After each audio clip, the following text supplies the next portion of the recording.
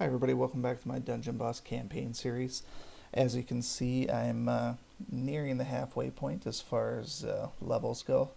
More importantly though, I've gotten to 2700 gems again, so that means we're actually going to do another times 10 summon. Normally I would wait around until I get a hero feature that I would want, such as Bramble or maybe Zom. However, my hero roster, if you've been watching any of my videos, is pretty weak. I don't have a ton of really good fire heroes. I have Nimriel, which is good, but then I pretty much have Rogar. I haven't actually summoned Torchy yet. I'm just kind of just waiting on that. There's no reason not to summon him. I was actually thinking that maybe I would get full unlocks through the basic portal, but since I have a good AoE damage with Kira, good AoE damage with Grognog, and pretty good AoE damage with Cobalt. He's not a 3-star, but he's still pretty good, and I'm going to be using him in the long term. It makes sense that I should do the current event going on here. So, Koros is a pretty sweet hero. I've used him extensively at level 70, so I know what I'm getting here. But more important than just a Koros feature here is the other components here. So the rune materials, I'm not really into making runes right now because I just don't have the gems to support the cost. And ultimately, the really nice runes, I can't level up because I don't have the Celestial Evos to even squash. So I'm not hardcore focused on runes right now. That'll be more so when I get into maybe the levels 40, 50, and 60. But mainly, I'm interested in these purple chests that have the fire runes, and ultimately, who else can I get from this times 10? If I can get a couple other good heroes, that'll be the main goal here. I doubt that I would get 4 or 5 Koros pulls to get him to the next star level, and I'm pretty sure I won't have the materials to ascend him, but at least I'll have him for future need, and he's going to be a 3-star. So we're going to go ahead and do this here. Do our times 10 summon, 2700. We'll have just a smidget left over, but we don't need the gems anyways. So first up is Koros, which is what I expected. So now let's see what the other 9 give us. That's the big thing. So this is going to give us rune materials, a little bit of ice pick, another Koros. So if I get 3 more of those, I don't know what the odds of that are, but I won't complain. Phenol, not happy with that. Kira, that's good. I would rather have another unlock than repeat. And then I just unlock Phenol, so I guess unlocking him is better than the tokens. Purple, looking to see what kind of a rune I get. And BS Alex tokens, I hate that. Improved focus, skill, defense, skill. I'm not a big fan of the defense, but actually that's going to be a good one for Kira. I'd give him just a little extra boost in defense. And I like the Celestial Evos too. That'll actually help me upgrade a rune like this, but these Alex tokens, I wish I could just do away with those for good. Hansuke, not an unlock, but more Celestials. Probably only going to get 1 purple, another BS Phenol token. Those are garbage. Another Koros, so he's halfway there. And that's it. So, we didn't get much out of this one other than Koros. We got Phenol, so better than nothing, but now we start the long 2 or 3 week process to get another set of gems. The only way to really get them is to keep on playing, so that's what we're going to do. So stick around and we'll start up on chapter 13.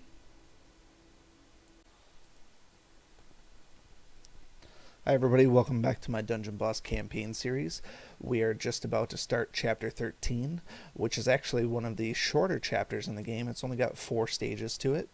It has a recommended level of 34.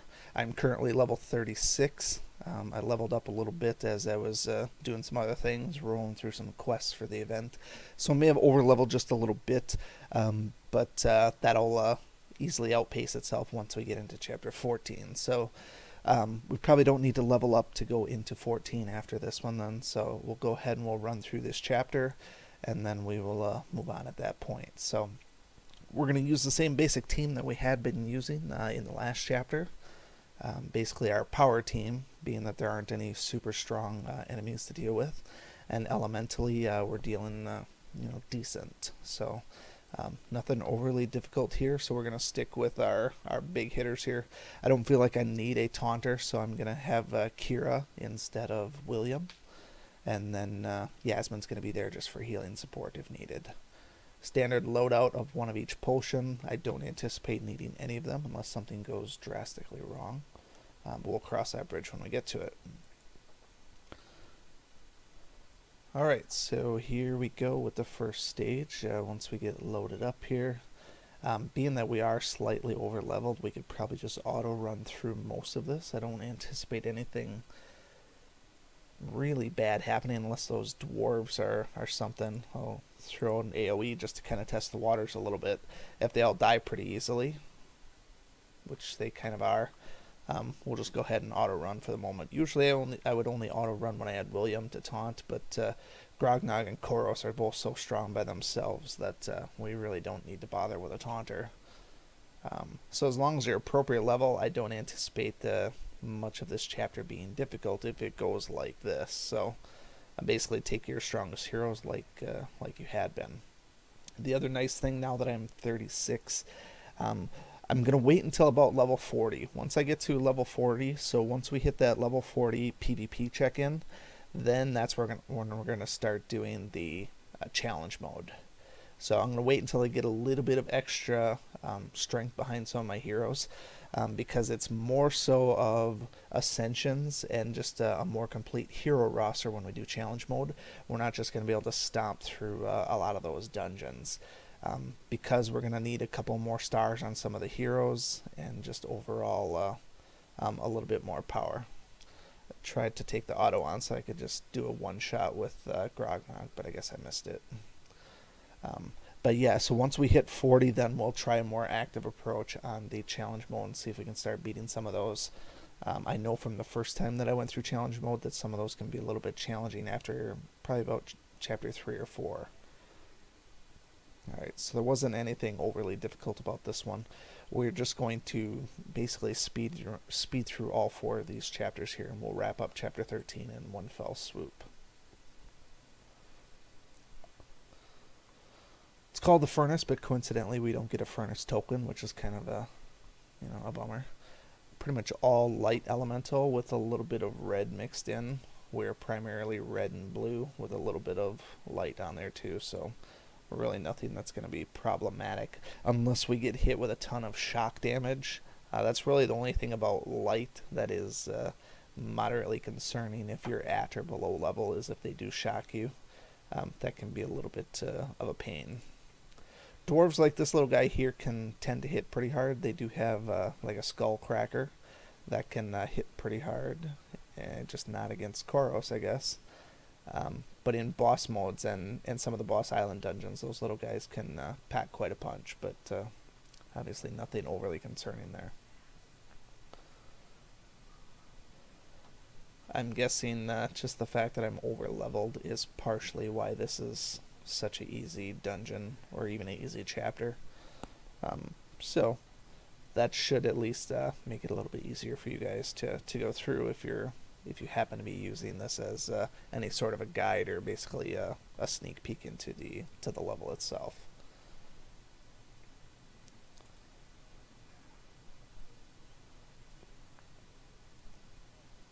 If we would have brought a caster along, I think it would have dealt a little bit more damage to these armored guys and maybe took them out a little bit faster.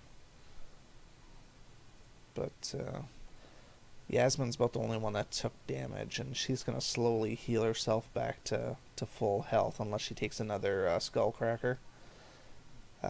But in this case here, when I get to the boss room, then I'll actually whip out my AoEs and just end it quick before they actually get any attacks on there.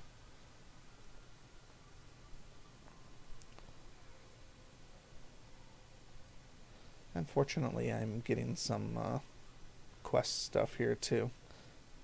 Get some, basically some daily quest stuff by killing those samurais.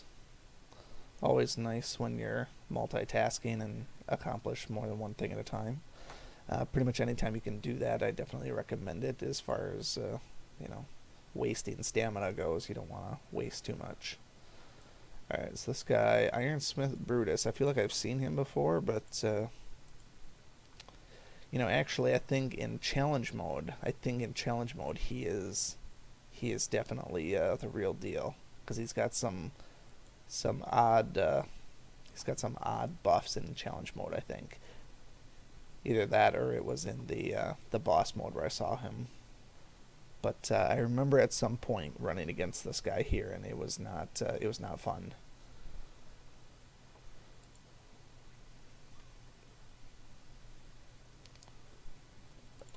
All right, should be able to kill him on this turn here. Double tap from Grognog, didn't do it. And the burn took care of him. So we'll look for him again in a few weeks when we start doing challenge mode. It'll be probably quite a while before I get to challenge mode stage 13 or chapter 13, but we will keep our eyes peeled. So elementally, we haven't run into any real problems yet. Couple of blue guys, but Grognog can handle them. Koros can handle the green guys, so nothing really complex. That's the nice thing about running a sort of a rainbow team is you can kind of handle a lot of those encounters. We have one strong guy that can handle reds and one strong guy that can handle greens, and then the blues, Grognog's usually going to be able to handle them by himself anyways, and honestly Koros is strong enough where he could probably handle the blues as well. Or even Kira handles those little beasties. They're not armored, so they die a lot faster.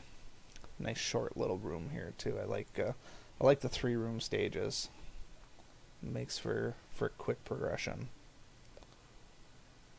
And even Yasmin's able to get a kill shot in there. You don't see that too often. Not against the elemental disadvantage, at least. One of Jabberjaw's cousins, no doubt. It's a fast dungeon when you get to the end without even unlocking Kira's second skill. I expected more out of that, but it didn't look like it did a crit. So this one's going to go 2 turns. We'll see if he does like a beast mode on maybe Yasmin. I feel like he's going to be kind of douchey like that. Nope, he attacks the worst possible person for him. And he pays the price.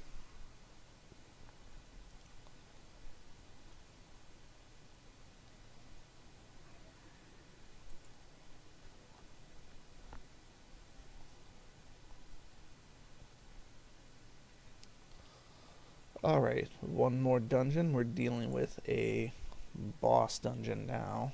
See if I recall who it actually is.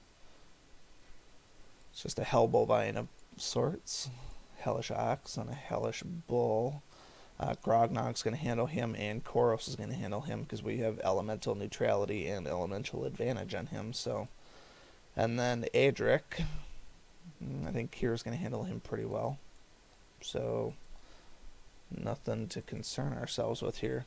We could have brought William along because those guys are beasts. Blue William versus Red Beast obviously is a point in our favor, but I don't think it's going to be necessary. They are armored, but we'll see how hard they hit first. If anything, we'll just heal with Yasmin, but they look like not really bad in eye too, so we'll just let them do their thing, unless they do some sort of a running rampage where they hit like Kira 3 times. That would be the only thing that's devastating at this point. These guys are more champion level ones, so it'll take a couple turns to kill them. This would be a good dungeon to have Yoko as a taunt, as well as his days. I haven't unlocked Yokozuna yet. He is going to be one of my tanks moving forward. Just don't know when I'm going to actually get around to him yet. William's been doing such a good job, but overall I do like Yoko better as a tank because of his days, his self-heal, and his taunt. It's pretty much the perfect combination for a tank. But he also is a little bit harder to level up, because William has much more availability of tokens than Yoko does. But when you get to Sulfurious, I think Yoko's a big part of that dungeon, if you ask me.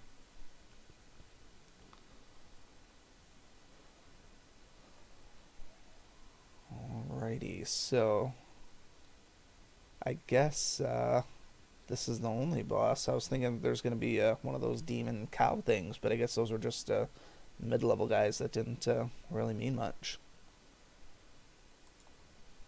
I'm not sure this guy's even going to get a turn.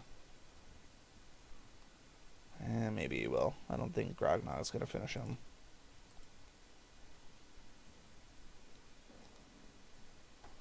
Yeah, there he goes. I guess I was wrong. So overall, pretty easy stage if you have any 3-star heroes at all. I would assume that by level 30 or 40 you should at least have a bunch of 3 stars from heroic summons, unless you really found a way to either squander those away or just have horrible luck. So that wraps up chapter 13. Like I said, it was a very short chapter. We'll take a quick peek into 14, which is 2, 4, 6, 8 dungeons long. So we'll do a 4 and a 4. Recommended level is 35, so we'll be able to jump right into that. So we'll jump into 14 pretty much right away. So if you have any questions, comments, concerns, feel free to leave them below. Otherwise, we will see you next time. Thank you so much for watching this video and supporting my channel. If you like this video, please show your continued support by hitting that like button, and be sure to check out both my YouTube channels for new content all the time. And always remember, peace is a lie, there's only passion. We'll see you next time.